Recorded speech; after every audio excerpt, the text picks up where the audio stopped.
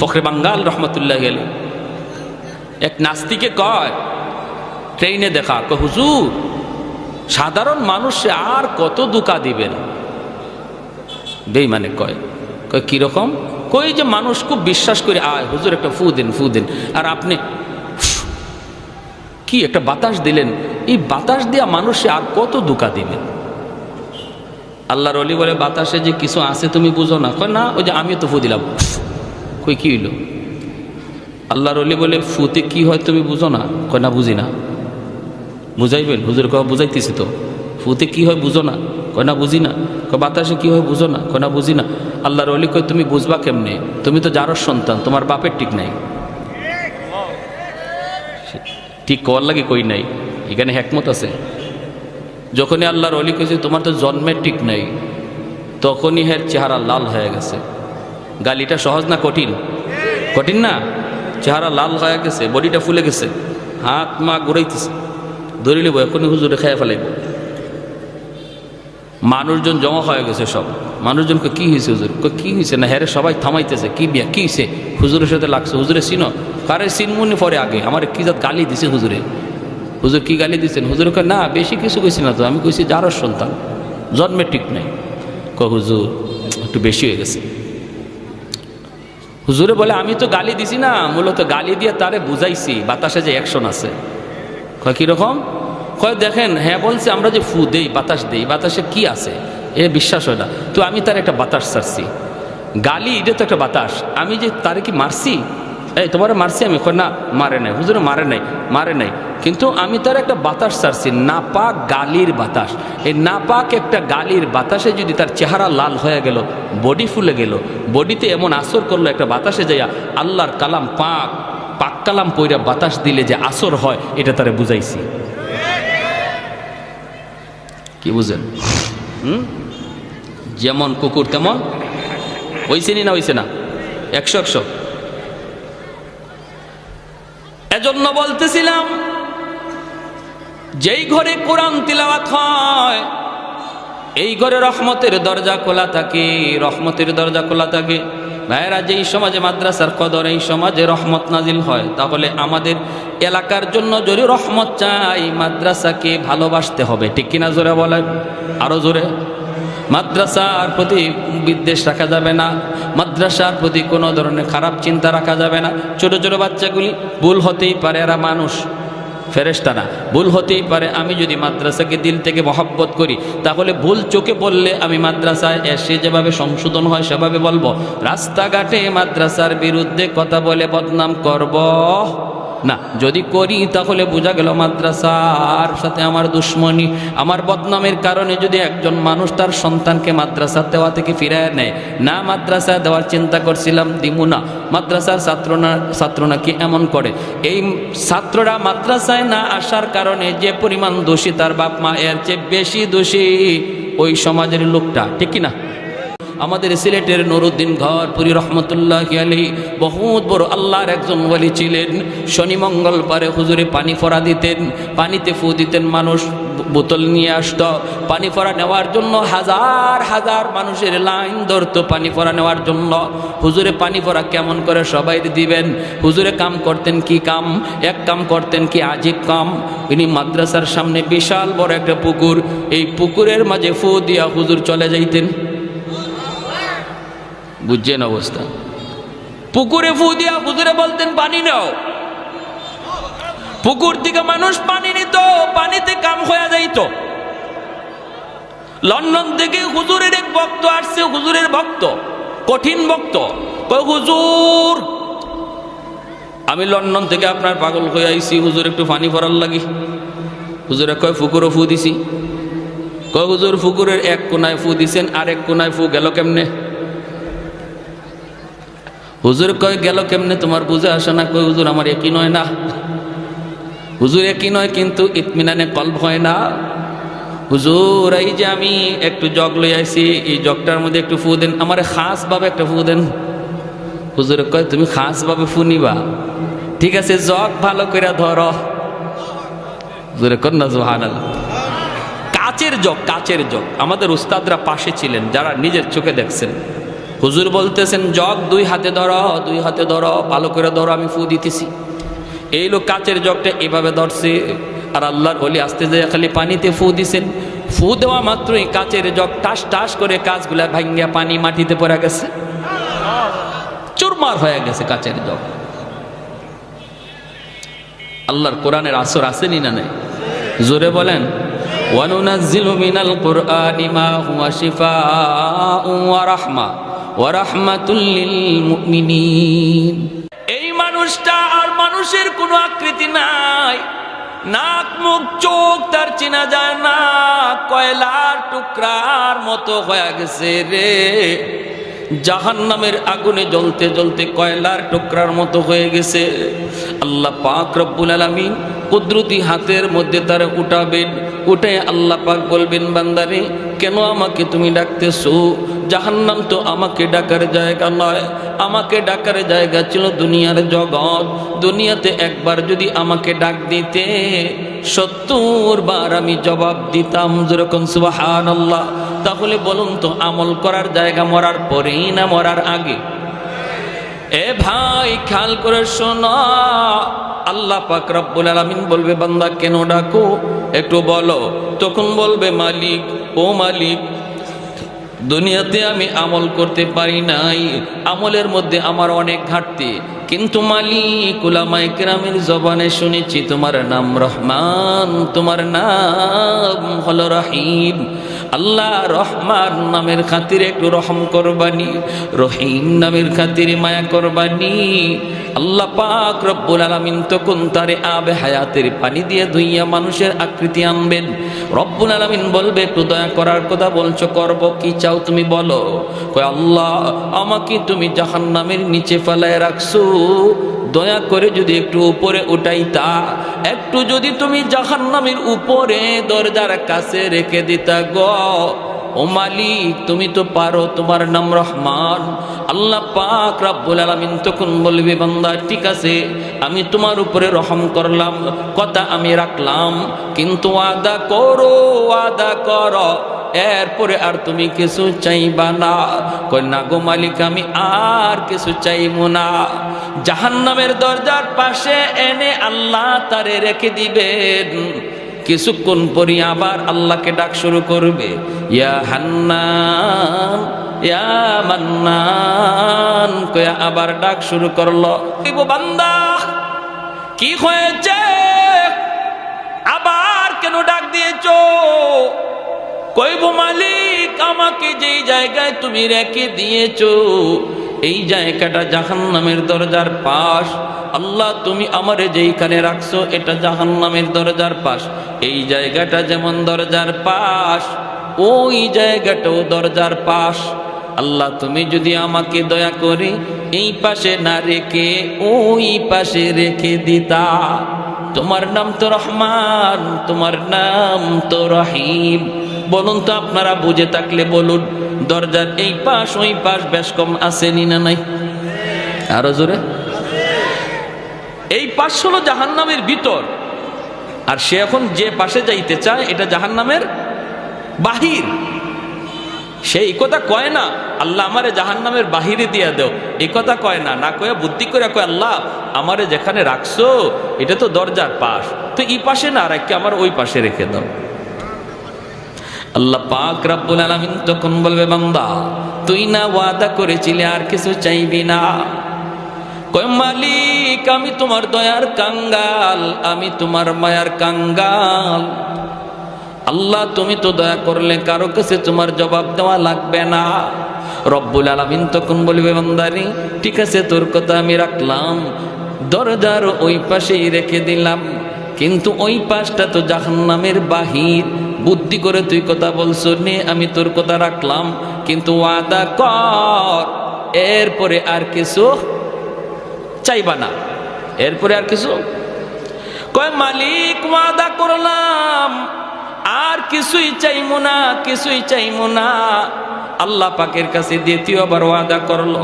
আল্লাহ তারে জাহান্নামের বাহিরে এনে রেখে দিলেন। কিছু দূর যাবার, কিছুক্ষণ যাবার পরেই সে তাকায়া দেখে, ওই যে দেখা যায় জান্নাতের গেট। জান্নাতের গেটটা তার নজরে পড়লো। জান্নাতুল ফিরদাউস, জান্নাতুন নাঈম, জান্নাতুল মাওয়া। জান্নাতের গেটটা দেখে আবার ডাক শুরু করে দিছে, মালিক। আল্লাহ পাক তখন কইব, বান্দারে কেন আবার ডাক দিলি? কয়, মালিক আমারে তুমি যেই জায়গায় রাখছো এই জায়গাটা জাহান্নামের ভিতরেও না, জান্নাতের ভিতরেও না। আল্লাহ আমাকে যেখানে রাখছো এখানে রাখা যে কথা, জান্নাতের গেইটের পাশে রাখা এক কথা। ওই বুঝে আসছে আপনাদের? আমি বলি না আমাকে জান্নাত দিয়া দাও, গেইটের পাশে একটু রেখে দাও, এখানে রাখা আর ওখানে রাখা এক কথা। আল্লাহ পাক রব্বুল আলামিন কই, বান্দা আমিও তো বুঝি এক কথা ওই, কিন্তু তুই না ওয়াদা করেছিলি এরপরে আর কিছু চাইবি না। তখনই কই, মালিক আমি তোমার দয়ার কাঙ্গাল, আমি তোমার মায়ার ভিখারি। আল্লাহ বলেন, বান্দা নে, এই কথাও আমি রাখলাম, তোর জান্নাতের গেটের পাশেই রাখলাম, তবে ওয়াদা কর এরপরে আর কিছু চাইবি না। কয়, মালিক আর কি চাওয়ার আছে? এতদূর পর্যন্ত আইছি, এটাই শুকরিয়া, এর বেশি আর কেমনে চাইমু? আমার পুঞ্জি নাই, আমার তো মূলধন নাই।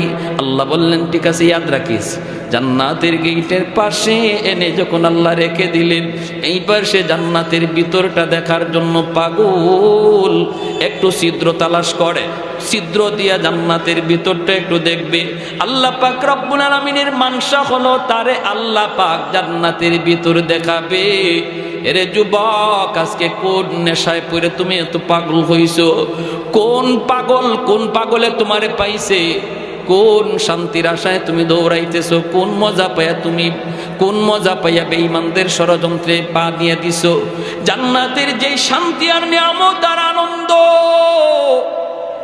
আল্লাহ পাক জান্নাতের গেট অল্প এক পলকের জন্য আল্লাহ গেটটা একটু ফাঁক করে দিবে তার এক নজর দেখার জন্য। সুবহানাল্লাহ, জোরে কোন। যেই মাত্র নজরটা একটু এক পলকের জন্য জান্নাতের ভিতরে পড়ছে, সাথে সাথে আবার গেট লেগে গেল। এক পলকের জন্য জান্নাতের আরামাইশ, আনন্দ আর চিত্ত বিনোদনের যেই দৃশ্য আল্লাহ রেখে দিয়েছে, এই দৃশ্য দেখা মাত্রই আবার পাগল হইয়া ওয়াদার কথা বইলা আবার ডাক শুরু করছে। আল্লাহ আবার বলবে, বান্দা আবার কেন ডাক দিলি? তখনই কয়, আল্লাহ আমারে কি দেখাইছো তুমি? এতদিন দেখি নাই, ভালোই তো ছিলাম, দেখে তো পাগল হয়ে গেলাম। আল্লাহ কি রাখছো তুমি জান্নাতের ভিতরে? আদাতুল ইবাদিয়াস সালিহিন মা লা আইনুন রাআত ওয়ালা উযুনুন সামিআত ওয়ালা খাতারা আলা কলবি বাশার। আল্লাহ নিজে বলেন, জান্নাতের ভিতরে এমন আরাম আয়েশ আমি আল্লাহ রেখে দিয়েছি, তোমাদের চোখ কোনোদিন এমন আরামায়েশ দেখে নাই, কান কোনোদিন এমন আনন্দ আরামায়েশের কথা শুনে নাই, এমনকি তোমাদের অন্তর কোনোদিন কল্পনাও করতে পারে নাই। এত আনন্দ, এত আরাম আমি জান্নাতে রেখে দিয়েছি রে বান্দা। ভাইয়েরা, বন্ধুরা, এই দৃশ্যটা দেখা মাত্রই সে পাগল হয়ে আবার ডাক দিবে। আল্লাহ পাক রব্বুল আলামিন বলবে, বান্দা কি হয়েছে বল? কয়, মালিক আমার এক নজর দেখে তৃপ্তি মিটে নাই, আল্লাহ আমাকে তুমি একটু ভালো করে দেখার সুযোগ দিবানি? আমি শুধু জান্নাতের ভিতরে ঢুকবো দেখার জন্য, দেখি আবার দৌড় দিয়া বের হয়ে আসবো। আমি জান্নাতে থাকবো না, কারণ থাকার মতো আমার কাছে কোনো মূলধন নাই, পুঁজি নাই, আমার তো জীবনে নেক আমল কম।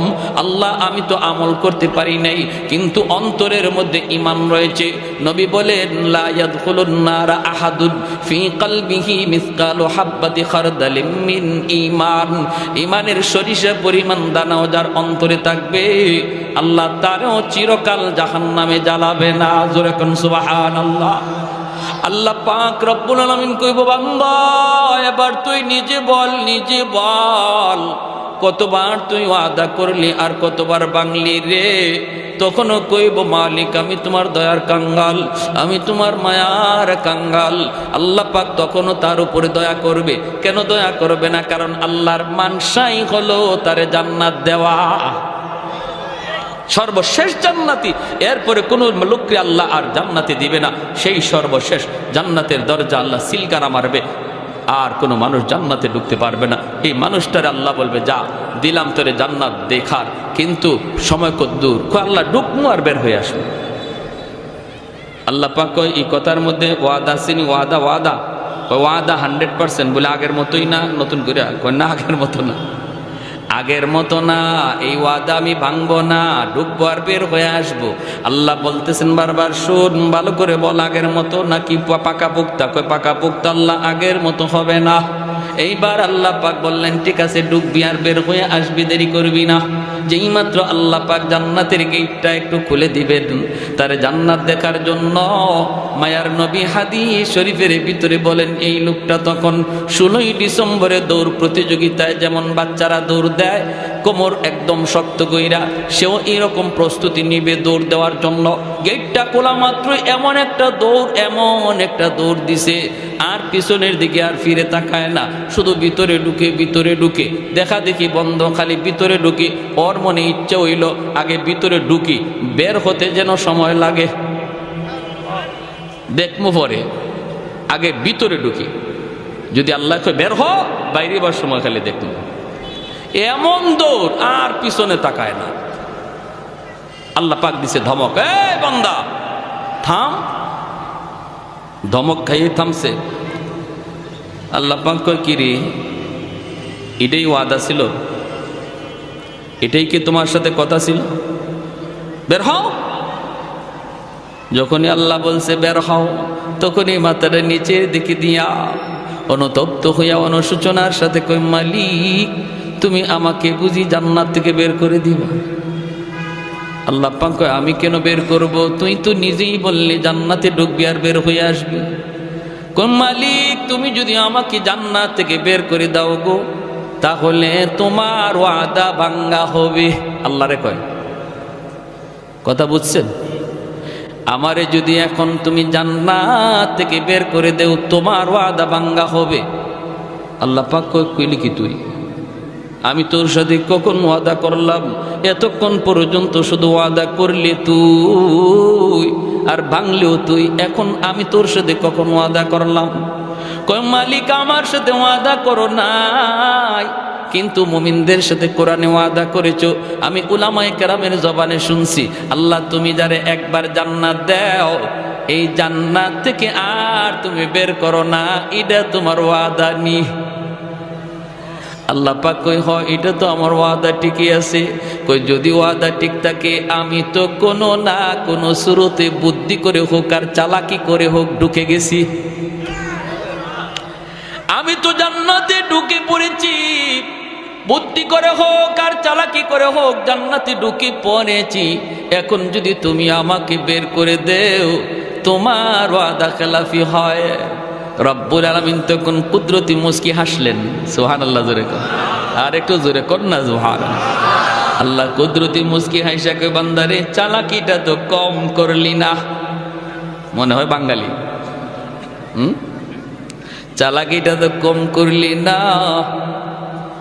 হ্যাঁ, সব খবর না রাখলেও এক খবর রাখছো, আমার ওয়াদার খবর, ঠিক কিনা? ঠিক আছে, তুমি যা শুনেছো ঠিক শুনেছো, ঠিক শুনেছো। ওই জায়গাটার মধ্যে আল্লাহ হাসছেন। জিব্রাইল আমিন যখন নবীরে এই হাদিস শোনাইতেছেন, তো আল্লাহ নবী এখানে হেরি চালাকি শুনে আল্লাহ নবীও হাসে দিছেন, জিব্রাইল আমিনও হাসে দিছেন। তা আল্লাহ নবী জিজ্ঞেস করতেছে, নবী সাহাবীদেরকে শোনাইতেছেন, সাহাবায়ে কেরামও এখানে হাসে দিছেন। সাহাবায়ে কেরাম আল্লাহ নবীরে জিজ্ঞেস করে, নবীকে হাসলেন কেন? নবীকে আমি হাসছি কেন এটা কি বলবো? জিব্রাইল আমারে শোনায় আর হাসে।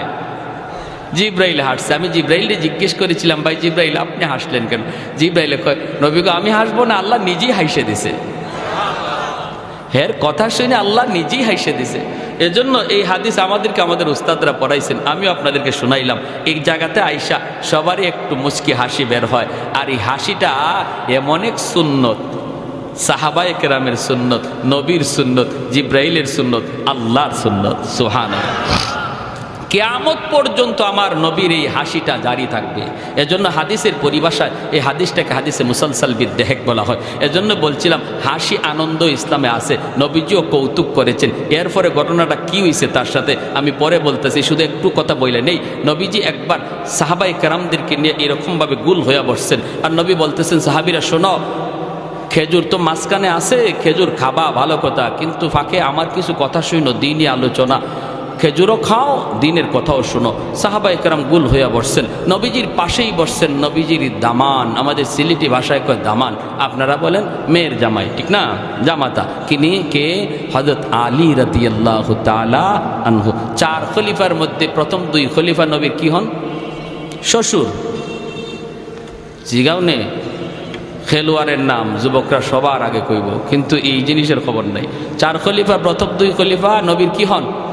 শ্বশুর। পরের 2 খলিফা জামাই, হযরত ওসমান গনি আর হযরত আলী রাদিয়াল্লাহু তাআলা আনহু। এই দুজন হলেন নবীজির মেয়ের জামাই। আর আবু বকর সিদ্দিক আর হযরত ওমর রাদিয়াল্লাহু তাআলা আনহুমা, তারা হলেন নবীজির শ্বশুর। তো আলী রাদিয়াল্লাহু তাআলা আনহু নবীজির মেয়ের জামাই, অর্থাৎ খাতুনে জান্নাত ফাতেমা রাদিয়াল্লাহু তাআলা আনহাকে নবী আলীর কাছে বিয়ে দিয়েছিলেন, এই হিসাবে জামাই। আবার আরেক সম্পর্কে চাচাতো ভাই। তো পাশে বসা নবীজির, খেজুর খাওয়া চলছে, নবীজি দ্বীনের আলোচনা করতেছেন, সবাই আলোচনা শুনতেছে আর খেজুর খাইতেছে। খেজুর খাওয়া শেষ, আলোচনাও শেষ। এইবার নবী বলেন, শোনো, অনেক আলোচনা হলো, মাঝখানে একটা খেজুরের স্তূপ, এটাও শেষ। খাওয়াও চলছে, আলোচনা হইছে, এখন বোঝা দরকার কে কি পরিমাণ খেজুর খাইল, একটু বোঝা লাগবে। সাহাবায়ে কেরাম বলে, নবী গো, কেমন করে বুঝবো? খেজুর তো ফেটে গেছে, কার ফেটে কদ্দুর ঢুকছে এটা বুঝবো কেমনে? নবী কই, বোঝার সুরত আছে, যার সামনে যেই পরিমাণ বিচি, বোঝা যাবে সে ওই পরিমাণ খাইছে, ঠিক না? সবাই যার যার উরের দিকে তাকাইছেন, দেখেন না বিচি মিল মতোই আছে, যা খাইছেন তাই আছে। কিন্তু সবাই নজর করে যখন আলীর দিকে তাকান, দেখেন আলীর সামনে খেজুরের বিচির স্তূপ, ডাবল বিচি, গিলা দেওয়া। এখন সাহাবায়ে কেরাম চোখ বড় বড় করে ফেলছে, আরে বাপরে, আলী যে এত বড় খাদক, এটা তো আগে জানি না। হ্যাঁ, আমরা নবীজির হাদিস শুনতেছি, কথা শুনতেছি, হ্যাঁ, মনোযোগ আমাদের এদিকের। আর আলী তো দেখা যায় ফাঁকে দিয়ে খেজুর 2টা করে মারছে, বুঝছেন?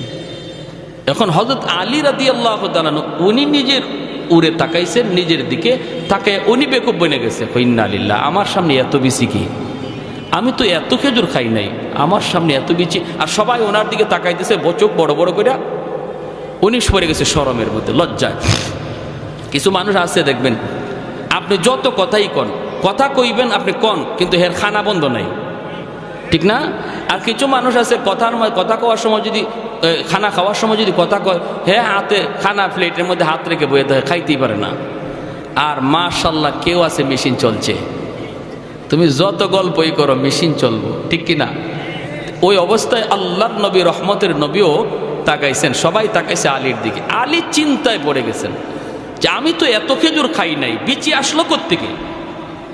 হঠাৎ করে তাকাইছেন শ্বশুরের দিকে, নবীজি পাশেই বসা, দেখেন আল্লাহর নবীর সামনে খেজুরের বিচি একটাও নাই, একদম খালি, অথচ নবী খেজুর খাইছেন। আলী কেমন বুদ্ধিমান ছিলেন, আলী তো টের পেয়ে গেছেন যে আচ্ছা, আমার শ্বশুর তো এখানে আমার একটা লজ্জায় পালাইছেন, শরম দেওয়ার চাইছেন। শ্বশুরে খেজুর খাইছেন ঠিক, আর গোপনে গোপনে বিচি রাখছেন আমার সামনে। নবীজি খেজুর খাইছেন ঠিকই, কিন্তু বিচি রাখছেন জামাইয়ের উড়ো, জামাইয়ের সামনে, জামাইরে শরম দেওয়ার জন্য। শ্বশুর জামাই পাশাপাশি বসা যায় তো? আপনাদের এলাকায় বসে? বিভিন্ন জায়গায় শ্বশুর সামনে জামাই আসতে চায় না, শরম পায় না, এটা নিয়ম না। শ্বশুরের কাছে বসে গল্প করা যায়, শ্বশুরের কাছে বসা যায়, হারাম জায়গায় বসা যায় না। শালির সামনে বসবেন না, এটা হারাম। হ্যাঁ, এটা হারাম, এটা হারাম। যতই আপনার চাচতলি চাচি শাশুড়ি হোক, তার সাথে পর্দা করা ফরজ, সামনে যাওয়া হারাম। শ্বশুরের কাছে বসেন। আল্লাহর নবীর দিকে যখন হযরত আলী তাকাইছেন, দেখেন কোনো বিচি নেই। এই শুনেন এবার আলীর কথাটা। নবী বলতেছেন, যার সামনে যেই পরিমাণ বিচি আছে বোঝা যাবে সে ওই পরিমাণ খাদক, আর এত পরিমাণ খাওরা, এমন খাইতো চিনে। হযরত আলী বলেন, ইয়া রাসূলুল্লাহ, আমার একটা কথা আছে। কি কথা? বলে, যার সামনে যেই পরিমাণ বিচি আছে বোঝা গেল এই পরিমাণ খাইছে, এটা ভালো কথা, কিন্তু যিনি খেজুরের সাথে বিচি সহ খাইছে ইনি কত বড় খাওয়া। বুঝছেন কেমন হয়েছে? আমরা তো বিচি রাখছি, কিন্তু আমাদের মাঝে এমনও কেউ আছে যিনি বিচি সহ খাইলিছে। আল্লাহ নবী মুস্কি হাইসা বলেন, আলী, ঠিকই তুমি, আনা মাদিনাতুল ইলমি ওয়া আলিয়ুন বাবুহা, আমি এলেমের শহর আর আমার আলী হলো শহরের দরওয়াজা। যেরকম সুবহানাল্লাহ, আল্লাহু আকবার। এজন্য বলতেছিলাম, বিনোদনের অনুমোদন ইসলামে আছে, তবে সেটা গান বাজায়া নয়, নারী পুরুষের ডলাডলি করে নয়। আজকে 16ই ডিসেম্বর বাংলাদেশের একটা স্বাধীনতা দিবস। হ্যাঁ, আনন্দ করেন, মজাক করেন, হ্যাঁ করেন, একটু আনন্দ হবেই তো স্বাধীনতা। তাই বইলে কি এটা ওই মহিলাদেরকে নিয়ে রাস্তায় ঘুরতে হবে আর রাস্তায় ডেস্ক স্টেপ বাজাইয়া গান বাজাইয়া আনন্দ করতে হবে? এর তো কোনো অনুমতি শরীয়তে নাই, ঠিক কিনা? আমার আনন্দ, বিনোদন, হাসি সব কিছু একটা লিমিটের ভিতরে থাকবে, ইসলামের গণ্ডির ভিতরে। গণ্ডির ভিতরে থাকতে আপনি বিনোদন করেন, আনন্দ করেন, শরীয়তে এলাও, কিন্তু গণ্ডির বাহিরেই যাবেন এটার কোনো এলাও না, ঠিক কিনা? যখনই এই লোকটা কইছে, আল্লাহ তুমি ওয়াদা ভঙ্গ করবা, আল্লাহ বলছে, ঠিক আছে, আমার ওয়াদার খবর তুমি জানছো, কথা ঠিক, আমার ওয়াদা, যাও আমি তোমার জান্নাত দিয়েই দিলাম। জোরে কোন সুবহান। ভাইয়ের আমার, তাহলে এই জায়েজ না জায়েজ, হালাল হারামের কথাগুলি, শরীয়তের বিধিবিধানগুলি আজকে আমাদের যুব সমাজ জানে না। তাদেরকে জানানো প্রয়োজন, কাছে টানা প্রয়োজন, দিল থেকে মহব্বত করে কাছে আনা প্রয়োজন। বাবা যুবক, বুঝাইলে অনেক যুবকই বুঝে, আলহামদুলিল্লাহ, কোন ঠিক কিনা? অনেক যুবকের পরিবর্তন এসেছে, অনেক যুবকের পরিবর্তন। ফোন দেয় আমাদেরকে, হুজুর আমার জীবন চেঞ্জ হয়ে গেছে, হুজুর আমি আমার পথ বদলায় ফেলছি, আলহামদুলিল্লাহ হুজুর, আপনার ওই বয়ানে, আপনার ওই বয়ানে হুজুর আমি অনেক পরিবর্তন। কত যুবক মসজিদে আসে, হুজুর আমার দাড়ি ছিল না, দাড়ি রাখছি, হুজুর আমার মাথায় টুপি ছিল না, টুপি রাখছি। দিল থেকে কথাগুলি বললে আলহামদুলিল্লাহ সমাজের যুব সমাজ এখনও তারা প্রস্তুত কথা নেওয়ার জন্য। এজন্য আমি কথাগুলি বললাম, যুবক, আল্লাহর দোহাই, আমার জীবনের প্রতিটা কাজ যেন শরীয়তের গণ্ডির ভিতরে হয়। আর এই কথাগুলি আমি তখনই জানবো যখন উলামায়ে কেরামের সাথে চলবো, যখন মাদ্রাসা আসা যাওয়া করব, আলেম উলামা আসতেছেন শুনছি, সাথে সাথে সেখানে যেয়ে বসবো। যখনই আমার অন্তরে তলব থাকবে, অন্তরে নেওয়ার ইচ্ছা থাকবে, তখন আল্লাহ আমাকে হেদায়েত দান করে দিবে। আমার আল্লাহর ভাষায়, ওয়ানুনাজ্জিলু মিনাল কুরআনি মা হুয়া শিফাউন ওয়া রাহমাতুল লিল মুমিনিন। আল্লাহ পাকের ভাষায় এই মাদ্রাসা হলো আপনাদের সমাজের জন্য রহমত। যেরকম সুবহানাল্লাহ। কোরআন হলো রহমত, কোরআন হলো রহমত। আমাদের দুনিয়ার চুম্বক লোহা টানে, আর কোরআন হলো এমন এক চুম্বক, যেই চুম্বক আল্লাহ পাকের রহমত টানে। ঘরের মধ্যে যদি কোরআন তিলাওয়াত হয়, ঘরের মধ্যে রহমত নাজিল হয়। যেই সমাজে মাদ্রাসা থাকে, এই সমাজে রহমত নাজিল হয়। যেই সমাজে উলামায়ে কেরামের কদর থাকে, এই সমাজে রহমত নাজিল হয়। আলেম উলামার কদর, মাদ্রাসার কদর যারা করে, এই সমাজে আল্লাহ রহমত নাজিল করে। এক যুগের মানুষগুলির ঘরে ঘরে রহমত ছিল, কারণ ঘরে ঘরে তখন কোরআনের তিলাওয়াত হতো। হুজুররা পানি ফোড়া দিলে পরে ডাইরেক্ট অ্যাকশন ছিল। এখনের যুগে পানি ফোড়ায় কাম হয় না, তাবিজ ফোড়ায় কাম হয় না। হুজুরের কোনো দোষ না, দোষটা হলো ঘরের।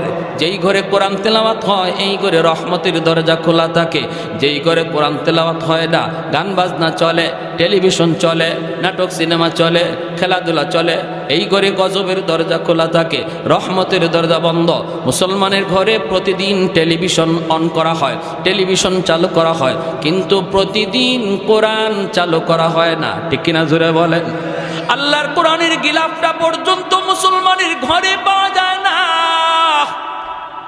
টেলিভিশনের কভার পাওয়া যায়। হুজুর পানি ফোড়া দেয় আপনার ঘরে ঢুকার জন্য, কোরআনের আয়াত পড়া হুজুরে ফু দিল, এই ফু আপনার ঘরে ঢুকতে যায়, যায় দেখি ঘরে রহমতের দরজা বন্ধ, ঠিক কিনা? ঠিক কিনা? যায় দেখে আপনার ঘরে রহমতের দরজা বন্ধ, ফু ঢুকতে পারে না, কারণ কোরআন রহমতের দরজা ছাড়া ঢুকে না, গজবের দরজা দিয়ে কোরআন ঢুকে না। ওই যুগে ডাইরেক্ট অ্যাকশন ছিল, কারণ মুসলমানের ঘরে রহমতের দরজা খোলা ছিল।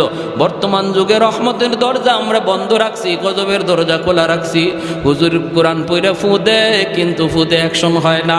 ভাইরা, আল্লাহর কালামের মধ্যে কি পরিমাণ অ্যাকশন!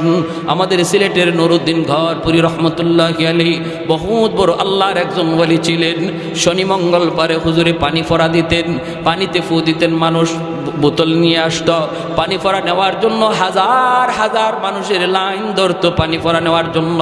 হুজুরে পানি ফোড়া কেমন করে সবাই দিবেন? হুজুরে কাম করতেন কি কাম? এক কাম করতেন কি আজীব কাম। ইনি মাদ্রাসার সামনে বিশাল বড় একটা পুকুর, এই পুকুরের মাঝে ফু দিয়া হুজুর চলে যাইতেন। বুঝছেন অবস্থা? পুকুরে ফু দিয়া হুজুরে বলতেন পানি নাও। পুকুর থেকে মানুষ পানি নিত, পানিতে কাম হয়ে যাইত। লন্ডন থেকে হুজুরের এক ভক্ত আসছে, হুজুরের ভক্ত, কঠিন ভক্ত। কয় হুজুর, আমি লন্ডন থেকে আপনার পাগল হয়ে আইছি, হুজুর একটু পানি ভরার লাগি। হুজুরে কয় পুকুরও ফু দিছি। কয় হুজুর, পুকুরের এক কোনায় ফু দিছেন, আর এক কোনায় ফু গেল কেমনে?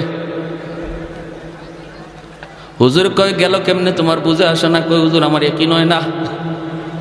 হুজুর একই নয়, কিন্তু ইতমিনানে কলব হয় না।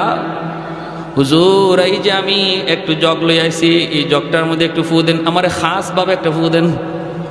হুজুর কয় তুমি খাস ভাবে ফু নিবা? ঠিক আছে, জগ ভালো করে ধরো। হুজুরে কর না সুবহানাল্লাহ। কাচের জগ, কাচের জগ। আমাদের উস্তাদরা পাশে ছিলেন, যারা নিজের চোখে দেখছেন। হুজুর বলতেছেন জগ দুই হাতে ধরো, দুই হাতে ধরো, ভালো করে ধরো, আমি ফু দিতেছি। এই লোক কাচের জগটা এভাবে ধরছে, আর আল্লাহর ওলি আস্তে যায় খালি পানিতে ফু দিছেন। ফু দেওয়া মাত্রই কাচের জগ টাস টাস করে কাচগুলা ভাঙ্গিয়া পানি মাটিতে পড়ে গেছে, চুরমার হয়ে গেছে কাচের জগ। আল্লাহর কোরআনের আসর আসেনি না নাই? জোরে বলেন। ওয়ানুনাজ্জিলু মিনাল কুরআনি মা হুয়া শিফাউন ওয়া রাহমা ওয়া রাহমাতুল লিল মুমিনিন। ফখরে বাঙ্গাল রহমাতুল্লাহি আলাইহি এক নাস্তিকে কয়, ট্রেনে দেখা, কয় হুজুর, সাধারণ মানুষে আর কত দুকা দিবেন? বেঈমানে কয়, কয় কিরকম? কই যে মানুষ খুব বিশ্বাস করে আয় হুজুর একটা ফু দিন, ফু দিন, আর আপনি কি একটা বাতাস দিলেন, এই বাতাস দিয়া মানুষে আর কত দুকা দিবেন? আল্লাহর ওলি বলে, বাতাসে যে কিছু আছে তুমি বুঝো না? কয় না, ওই যে আমিও তো ফু দিলাম। কই কি হইল? আল্লাহর ওলি বলে, ফুতে কি হয় তুমি বুঝো না? কয় না, বুঝি না। বুঝাইবেন? হুজুর কয় বুঝাইতেছি তো। ফুতে কি হয় বুঝো না? কয় না, বুঝি না। কয় বাতাসে কি হয় বুঝো না? কয় না, বুঝি না। আল্লাহর ওলি কয়, তুমি বুঝবা কেমনে? তুমি তো যারর সন্তান, তোমার বাপের ঠিক নাই। ঠিক কর লাগে কই নাই, এখানে হেকমত আছে। যখনই আল্লাহর ওলি কইছে তোমার তো জন্মের ঠিক নাই, তখনই হের চেহারা লাল হয়ে গেছে। গালিটা সহজ না কঠিন? কঠিন না? চেহারা লাল হয়ে গেছে, বডিটা ফুলে গেছে, হাত মা ঘুরাইতেছে, ধরে লিব এখনই হুজুরে খেয়ে ফেলাইব। মানুষজন জমা হয়ে গেছে সব। মানুষজনকে কি হয়েছে হুজুর? কি হয়েছে না? হ্যাঁ সবাই থামাইতেছে, কি বিয়া কি হয়েছে? হুজুরের সাথে লাগছে। হুজুরে চিনো? কারে চিনমুনি পরে আগে আমার কি জাত গালি দিছে হুজুরে। হুজুর কি গালি দিচ্ছেন? হুজুর কয় না, বেশি কিছু কইছি না তো, আমি কইছি যারর সন্তান, জন্মের ঠিক নাই। কয় হুজুর একটু বেশি হয়ে গেছে। হুজুরে বলে, আমি তো গালি দিছি না, মূলত গালি দিয়ে তারে বুঝাইছি বাতাসে যে অ্যাকশন আছে। কয় কিরকম?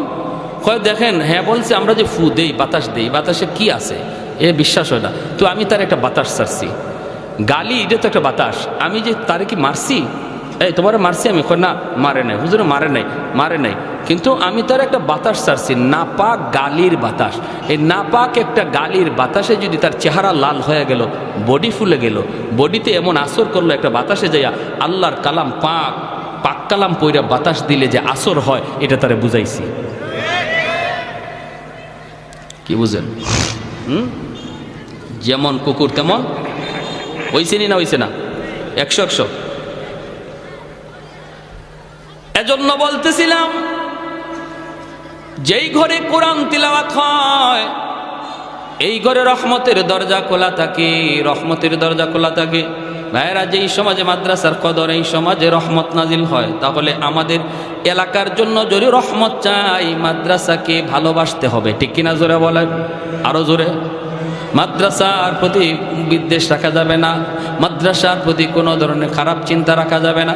ছোট ছোট বাচ্চাগুলি ভুল হতেই পারে, এরা মানুষ, ফেরেশতা না, ভুল হতেই পারে। আমি যদি মাদ্রাসাকে দিল থেকে মহব্বত করি, তাহলে ভুল চোখে বললে আমি মাদ্রাসায় এসে যেভাবে সংশোধন হয় সেভাবে বলবো। রাস্তাঘাটে মাদ্রাসার বিরুদ্ধে কথা বলে বদনাম করব না। যদি করি তাহলে বোঝা গেল মাদ্রাসার সাথে আমার দুশ্মনী। আমার বদনামের কারণে যদি একজন মানুষ তার সন্তানকে মাদ্রাসা দেওয়া থেকে ফিরায় নেয়, না মাদ্রাসায় দেওয়ার চিন্তা করছিলাম, দিমু না, মাদ্রাসার ছাত্র নাকি এমন করে, এই ছাত্ররা মাদ্রাসায় না আসার কারণে যে পরিমাণ দোষী তার বাপ মা, এর চেয়ে বেশি দোষী ওই সমাজের লোকটা। ঠিক কিনা? আরো জোরে। মহব্বত আলামত হলো আমি মাদ্রাসায় এসে সংশোধনের নিয়তে আলোচনা করব। ছোট ছোট বাচ্চা, মিয়া শুনেন, ভালো করে শুনেন, স্কুল কলেজের বাচ্চাদের সাথে মাদ্রাসার ছাত্র এই শয়তান থাকে না, শয়তান থাকে ওই মাদ্রাসার ছাত্রের লগে। একটা ছাত্ররে যদি মাদ্রাসার একটা ছাত্রকে এই লাইন থেকে শয়তানে সরাইতে পারে, তাহলে শয়তানের জীবনের সকল শয়তানির শ্রেষ্ঠ শয়তানি এটা। ঠিক কিনা? শ্রেষ্ঠ শয়তানি। এজন্য টাইম দেয় শয়তানি খুব বেশি মাদ্রাসার ছাত্রদের পিছনে। স্কুলের ছাত্রের পিছনে তো চাবি দিয়েই ছেড়ে দিছে, আর টাইম দেওয়া লাগে না, টাইম দেয় মাদ্রাসার ছাত্রের পিছনে কোন রকম তার এই লাইন থেকে সরানো যায় কিনা। আমরা যখন বিশেষ করে হিফজের ছাত্ররা, বিশেষ করে হিফজখানার ছাত্র, এরা একদম একদম বেহালত অবস্থা।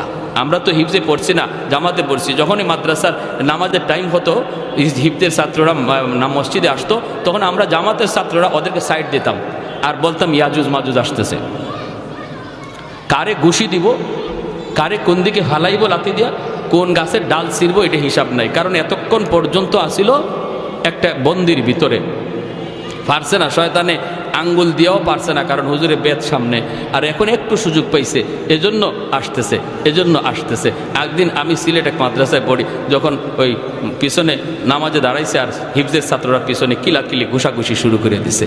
মাদ্রাসার একজন এই খুব শুভাকাঙ্ক্ষী একজন মুরব্বী মানুষ, হাজি সাহেব, মাদ্রাসার পাশেই, মাদ্রাসার দিকে খেয়াল করে, মাশাআল্লাহ খুব ভালো, কিন্তু উনি দোষ ধরে বেশি বেশি, মাদ্রাসার ছাত্রদের ভুল বেশি ধরে, উস্তাদদেরকে বলে। তো ওনারে দেখলে আমরা ভয় পাইতাম, একদম সোজা হয়ে দাঁড়াই থাকতাম। উনিও মসজিদে নামাজে, আমরাও নামাজে, পিছনে ধুমধাম শুরু হয়েছে কিলাকিলি ঘুষাঘুষি। নামাজ শেষ হওয়ার পর আমি মনে মনে ভাবতেছি, আল্লাহ আজকে হাজি সাহেব যে কি কয় আল্লাহ জানে, আল্লাহ জানে। নামাজটা শেষ হয়েছে, পরে হাজি সাহেব দাঁড়াই গেছে, হুজুর। মসজিদ নীরব। সিলেটি ভাষা বুঝেননি আপনারা? কিছু কিছু বুঝেন, বুঝছেন? অতানি ভুয়া ফান্ডে হিকাইন, তেল লাগলে তেল দেই, ডাউল লাগলে ডাউল দেই, চাউল লাগলে চাউল দেই, আর ফুয়াইনতে যে কিতা শুরু করেন, খাইয়া তেল বানায়, মানে যা চাই না আপনারা, আমরা তো তাই দেই। আর এই তেল খাইয়া বলে পিছনে নামাজে কিলাকিলি ঘুষাঘুষি করে। নাজিম সাহেব হুজুর দাঁড়াইছে, নাজিম হাজি সাহেব বন বন বন, হাজি সাহেব কি হয়েছে? ও মা, তুমি কি হয়েছে? নামাজ পড়তাম পারছি না, ফুয়াইনতের কিলাকিলি আর ঘুষাঘুষির তেলায়।